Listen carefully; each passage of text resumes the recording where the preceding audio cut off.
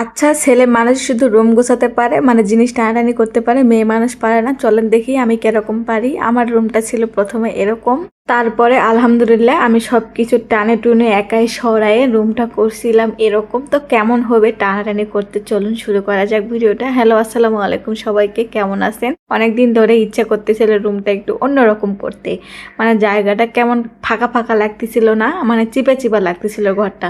সেই জন্য প্রথমে আমি ড্রেসিং টেবিলটা সরাই নিছি, নিয়ে ইচ্ছে করতেছিলাম যে খাটটা অন্য পাশ করবো। প্রথমে যেই পাশ করে রাখছিল মিস্ত্রিরা সেই পাশে রাখবো না, অন্য অপর পাশে রাখলে হয়তো বা জায়গা বেরোবে। তা আমার কথা যেরকম সেরকমই হয়েছে। আমি খাটটা যখনই টান দিছি দেখলাম যে ওদিকে অনেকটাই জায়গা বের হয়েছে। তো দেখে মনটা ভালো লাগলো যে ভবিষ্যতে কোনো একটা জিনিস নিলে ওখানে রাখতে পারবো, সেরকম একটা জায়গা বের হয়ে গেছে।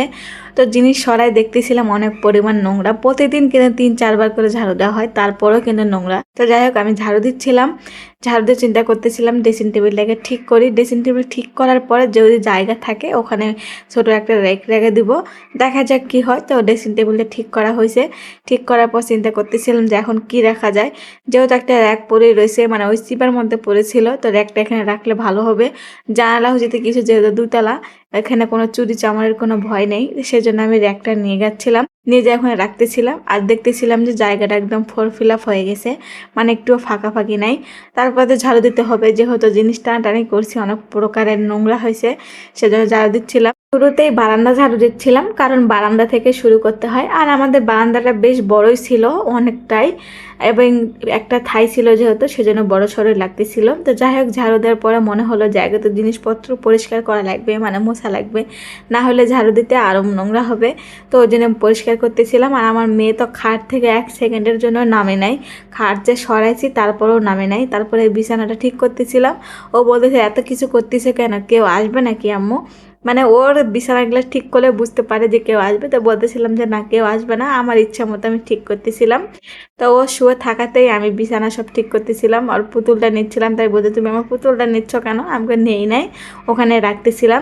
ওকে বিছানা রেখে আমাকে ঝাড়ু দিতে হচ্ছিল। তো কি আর করব, ছোট মানুষ, ও বুঝতেছে না, এখন আমাকে তো বুঝতে হবে, সেজন্য ঝাড়ু দিলাম। ঝাড়ু দিয়ে বিছানাটা মানে একদম ফিট হয়ে গেছে, সুন্দর। তো যাই হোক বিছানা সুন্দর থাকলে কিন্তু কাজ করতে ভালো লাগে বা ঘরটা দেখতেও ভালো লাগে। তো এদিকে বিছানাটা গুছাই দেখতেছিলাম যে ঝাড়ু দিতে হবে। তো খাটের নিচে দেখতেছিলাম, যেহেতু খাটটা ঘুরাইছিলাম, খাটের নিচে প্রচন্ড ময়লা। তো অনেক কষ্ট করে, যেহেতু আমি মোটাও না চিকো না, তারপর খাটটা যেহেতু নিচা, একটু ঢুকতে অসুবিধা হচ্ছিল, তারপরে ঢুকে সব ময়লা বের করছিলাম। মনে হইতেছিল যে কত বছর ধরে ঝাড়ু দেয় না, এরকম একটা ব্যাপার ছিল। তো ওয়ার্ডরোবটা ঝাড়ু দিয়েই কাজ সেরে নিছি, মানে পরিষ্কার করে নিছি। তো কাপড় দিয়ে একবার মুছছিলাম, তারপরও ঝাড়ু দিয়ে দিলাম।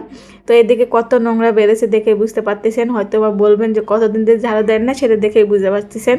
তো এরকম কোনো বিষয় না। তো ফাইনালি আমার রুমটা কিন্তু গোছানো কমপ্লিট হয়েছে। মানে দেখতেছিলাম ঘুরে ঘুরে আর কোথাও কিছু রাখা যাবে নাকি, আর কোথাও কোনো কিছু রাখার মতো জায়গা নেই, এটাই শেষ। ওই পাশে একটা যদি ছোট সোফা নিতে পারি তাহলে ওখানে রাখা যাবে, সোফাটি টেবিল। তো দেখা যাক আল্লাহ কি করে, যদি কিনতে পারি, কেনার মতো সামর্থ্য দেয় আল্লাহ, তাহলে অবশ্যই কিনবো। আর আপনারা দোয়া করবেন আমার জন্য। তো ফাইনালি রুমটা এরকম হয়েছিল, এখন দেখতে মাশাআল্লাহ অনেক সুন্দর লাগতেছিল। আপনাদের কাছে কেমন লাগতেছিল অবশ্যই কিন্তু কমেন্ট করে জানাতে পারেন।